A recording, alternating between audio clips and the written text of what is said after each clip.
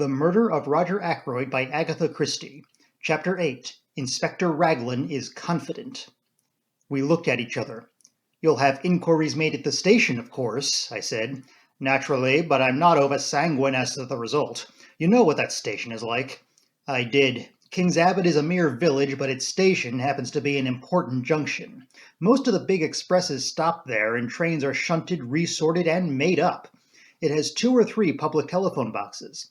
At that time of night, 3 local trains come in close upon each other to catch the connection with the express for the north, which comes in at 10:19 and leaves at 10:23. The whole place is in a bustle, and the chances of one particular person being noticed telephoning or getting into the express are very small indeed. "But why telephone at all?" demanded Melrose. "That is what I find so extraordinary. There seems no rhyme or reason in the thing." Poirot carefully straightened a china ornament on one of the bookcases. "Be sure there was a reason," he said over his shoulder. "But what reason could it be?" "When we know that, we shall know everything. This case is very curious and very interesting."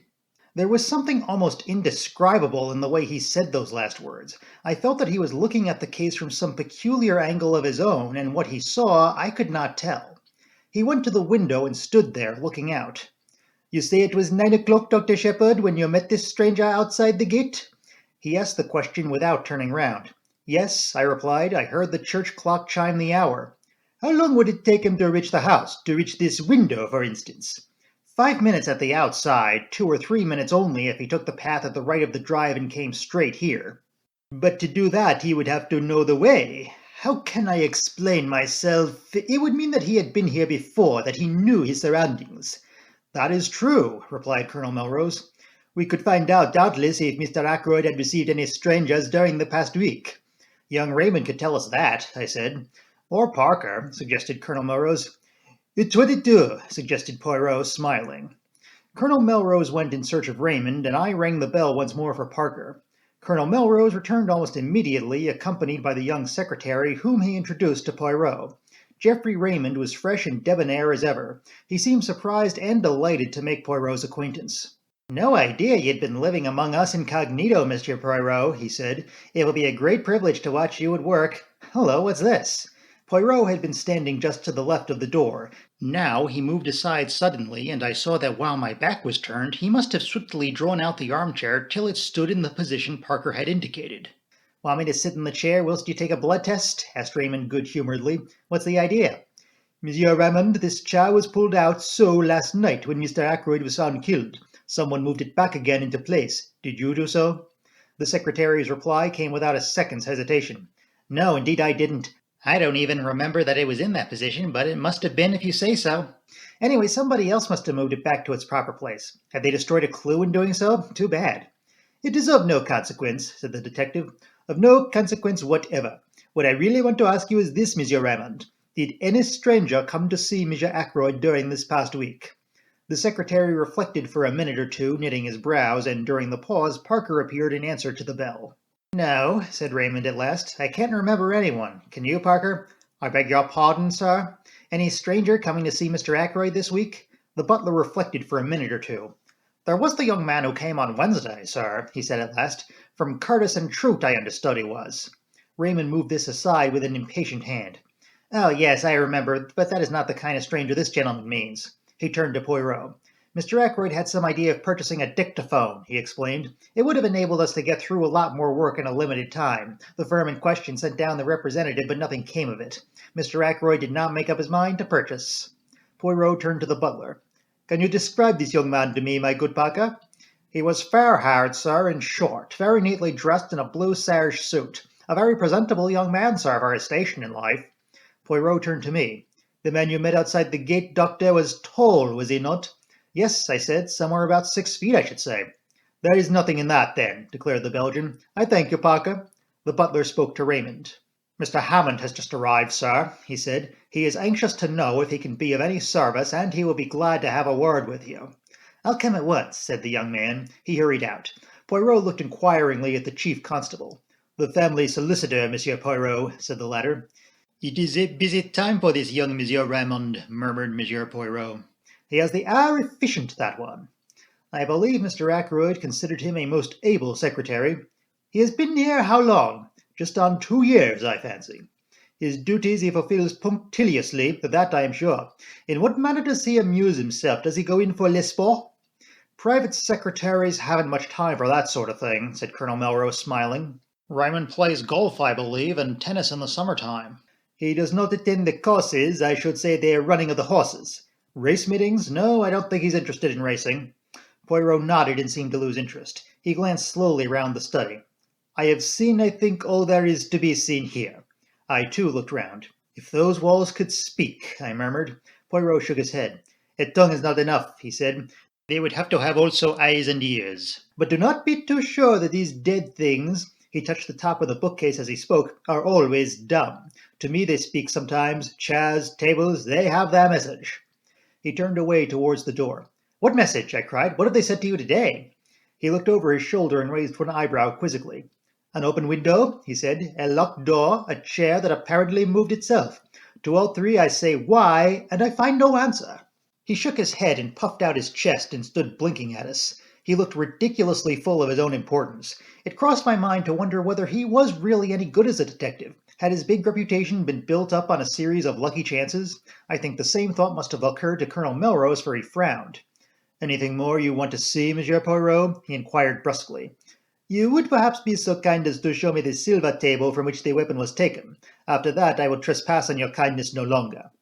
We went to the drawing-room, but on the way the constable waylaid the colonel, and after a muttered conversation the latter excused himself and left us together. I showed Poirot the silver table, and after raising the lid once or twice and letting it fall, he pushed open the window and stepped out on the terrace. I followed him. Inspector Raglan had just turned the corner of the house and was coming toward us. His face looked grim and satisfied. So there you are, Monsieur Poirot, he said. Well, this isn't going to be much of a case. I'm sorry, too. A nice enough young fellow gone wrong. Poirot's face fell, and he spoke very mildly. I'm afraid I shall not be able to be of much aid to you, then. Next time, perhaps, said the inspector soothingly, though we don't have murders every day in this quiet little corner of the world. Poirot's gaze took on an admiring quality. You have been of a marvellous promptness, he observed. How exactly did you go to work, if I may ask? Certainly, said the inspector. To begin with, method. That's what I always say, method. Ah, cried the other, that too is my watchword. Method, order, and the little grey cells. The cells? Said the inspector, staring. The little grey cells of the brain, explained the Belgian. Oh, of course. Well, we all use them, I suppose. In a greater or lesser degree, murmured Poirot. And there are two differences in quality. Then there is the psychology of a crime. One must study that. Ah, said the inspector, you've been bitten with all this psychoanalysis stuff. Now I'm a plain man. Mrs. Raglan would not agree, I'm sure, to that, said Poirot, making him a little bow. Inspector Raglan, a little taken aback, bowed. You don't understand, he said, grinning broadly. Lord, what a lot of difference language makes. I'm telling you how I set to work. First of all, method. Mr. Ackroyd was last seen alive at 9:45 by his niece, Miss Flora Ackroyd. That's fact number one, isn't it? If you say so. Well, it is. At 10:30, the doctor here says that Mr. Ackroyd had been dead at least half an hour. You stick to that, doctor? Certainly, I said. Half an hour or longer. Very good. That gives us exactly 1/4 of an hour in which the crime must have been committed. I make a list of everyone in the house and work through it, setting down opposite their names where they were and what they were doing between the hour of 9:45 and 10 p.m. He handed a sheet of paper to Poirot. I read it over his shoulder. It ran as follows, written in a neat script. Major Blunt, in billiard room with Mr. Raymond, latter confirms. Mr. Raymond, billiard room, see above. Mrs. Ackroyd, 9:45, watching billiard match, went up to bed 9:55. Raymond and Blunt watched her up staircase. Miss Ackroyd, went straight from her uncle's room upstairs, confirmed by Parker, also housemaid Elsie Dale. Servants, Parker, went straight to butler's pantry, confirmed by housekeeper Miss Russell, who came down to speak to him about something at 9:47 and remained at least 10 minutes. Miss Russell, as above, spoke to housemaid Elsie Dale upstairs at 9:45. Ursula Bourne, parlour-maid, in her own room until 9:55, then in servants' hall. Mrs. Cooper, cook, in servants' hall. Gladys Jones, second housemaid, in servants' hall. Elsie Dale, upstairs in bedroom, seen there by Miss Russell and Miss Flora Ackroyd. Mary Thripp, kitchen-maid, servants' hall. The cook has been here 7 years, the parlour-maid 18 months, and Parker just over a year. The others are new. Except for something fishy about Parker, they all seem quite all right. A very complete list, said Poirot, handing it back to him. I am quite sure that Paka did not do the murder, he added gravely. So is my sister, I struck in, and she's usually right. Nobody paid any attention to my interpolation. That disposes pretty effectually of the household, continued the inspector. Now we come to a very grave point. The woman at the lodge, Mary Black, was pulling the curtains last night when she saw Ralph Peyton turn in at the gate and go up towards the house. She is sure of that? I asked sharply. Quite sure. She knows him well by sight. He went past very quickly and turned off by the path to the right, which is a shortcut to the terrace. And what time was that? Asked Poirot, who had sat with an immovable face. Exactly 25 minutes past 9, said the inspector gravely. There was a silence. Then the inspector spoke again. It's all clear enough. It fits in without a flaw. At 25 minutes past 9, Captain Peyton is seen passing the lodge. At 9:30 or thereabouts, Mr. Geoffrey Raymond hears someone in here asking for money and Mr. Ackroyd refusing. What happens next? Captain Peyton leaves the same way through the window. He walks along the terrace, angry and baffled. He comes to the open drawing-room window. Say it's now 9:45. Miss Flora Ackroyd is saying goodnight to her uncle. Major Blunt, Mr. Raymond, and Mrs. Ackroyd are in the billiard room. The drawing-room is empty. He steals in, takes the dagger from the silver table, and returns to the study window. He slips off his shoes, climbs in, and, well, I don't need to go into details. Then he slips out again and goes off. Hadn't the nerve to go back to the inn, he makes for the station, rings up from there. Why? Said Poirot softly. I jumped at the interruption. The little man was leaning forward. His eyes shone with a queer green light. For a moment, Inspector Raglan was taken aback by the question. It's difficult to say exactly why he did that, he said at last. But murderers do funny things. You'd know that if you were in the police force. The cleverest of them make stupid mistakes sometimes. But come along and I'll show you those footprints. We followed him round the corner of the terrace to the study window. At a word from Raglan, a police constable produced the shoes which had been obtained from the local inn. The inspector laid them over the marks. They're the same, he said confidently. That is to say, they're not the same pair that actually made these prints. He went away in those. This is a pair just like them, but older. See how the studs are worn down? Surely a great many people wear shoes with rubber studs in them, asked Poirot. That's so, of course, said the inspector. I shouldn't put so much stress on the footmarks if it wasn't for everything else. A very foolish young man, Captain Ralph Peyton, said Poirot thoughtfully, to leave so much evidence of his presence. Ah, well, said the inspector, it was a dry, fine night, you know. He left no prints on the terrace or on the gravelled path, but unluckily for him, a spring must have welled up just lately at the end of the path from the drive. See here. A small gravelled path joined the terrace a few feet away. In one spot, a few yards from its termination, the ground was wet and boggy. Crossing this wet place, there were again the marks of footsteps, and amongst them the shoes with rubber studs. Poirot followed the path on a little way, the inspector by his side. You notice the women's footprints, he said suddenly. The inspector laughed. Naturally, but several different women have walked this way, and men as well. It's a regular shortcut to the house, you see. It would be impossible to sort out all the footsteps. After all, it's the ones on the windowsill that are really important. Poirot nodded. It's no good going farther, said the inspector as we came in view of the drive. It's all gravelled again here, and hard as it can be. Again Poirot nodded, but his eyes were fixed on a small garden house, a kind of superior summer house. It was a little to the left of the path ahead of us, and a gravelled walk ran up to it. Poirot lingered about until the inspector had gone back towards the house. Then he looked at me. You must have indeed been sent from the good God to replace my friend Hastings, he said with a twinkle. I observe that you do not quit my side. How say you, Dr. Shepherd, shall we investigate that summer house? It interests me. He went up to the door and opened it. Inside the place was almost dark. There were one or two rustic seats, a croquet set, and some folded deck chairs. I was startled to observe my new friend. He had dropped to his hands and knees and was crawling about the floor.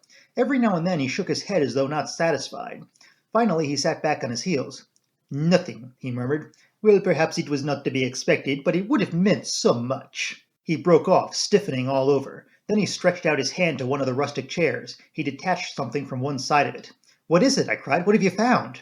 He smiled, unclosing his hand so that I could see what lay in the palm of it. A scrap of stiff white cambric. I took it from him, looked at it curiously, and then handed it back. What do you make of it, my friend? He asked, eyeing me keenly. A scrap torn from a handkerchief, I suggested, shrugging my shoulders. He made another dart and picked up a small quill, a goose quill by the look of it. And that? He cried triumphantly. What do you make of that? I only stared. He slipped the quill into his pocket and looked again at the scrap of white stuff. A fragment of a handkerchief, he mused. Perhaps you are right, but remember this. A good laundry does not starch a handkerchief. He nodded at me triumphantly, then he put away the scrap carefully in his pocketbook.